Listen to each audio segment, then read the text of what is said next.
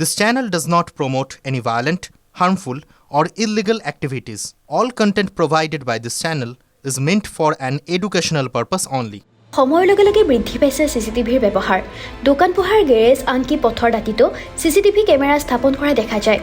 ইয়াৰ ফলত অপৰাধ সংঘটিত হ'লে তৎক্ষণাৎ ধৰিব পাৰি। কিন্তু চিচিটিভি কেমেৰা ব্যৱহাৰ নিয়ন্ত্ৰণৰ বাবে দেশত কোনো প্ৰত্যক্ষ বা পৰোক্ষ আইন নাই। কাৰোবাৰ হোৱা কথা বাথৰুমত চিচিটিভি কেমেৰা স্থাপন কৰিলে অনুমতি লোৱাৰ প্ৰয়োজন। যদিহে আপোনাৰ ঘৰৰ সন্মুখত ওচৰ চুবুৰীয়াই চিচিটিভি কেমেৰা স্থাপন কৰে তেন্তে আপুনি অভিযোগ দাখিল কৰিব পাৰেনে?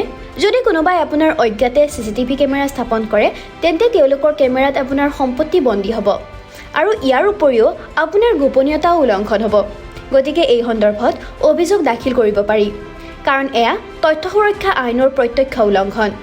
যদি কেমেৰাটো আপোনাৰ খিৰিকী দুৱাৰৰ ফালে পোনে পোনে মুখ কৰি থাকে তেন্তে ইয়াক গোপনীয়তা উলংঘন কৰা হোৱা বুলি ধৰা হয়। তেনে ক্ষেত্ৰত অভিযোগ দাখিল কৰিব পাৰি।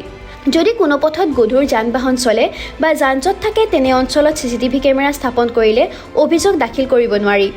এই সন্দৰ্ভত অঞ্চলটোৰ স্থানীয় আৰক্ষীৰ সৈতে এই বিষয়ে আলোচনা কৰক আৰু প্ৰয়োজনীয় আইনী বিকল্পসমূহ অন্বেষণ কৰক।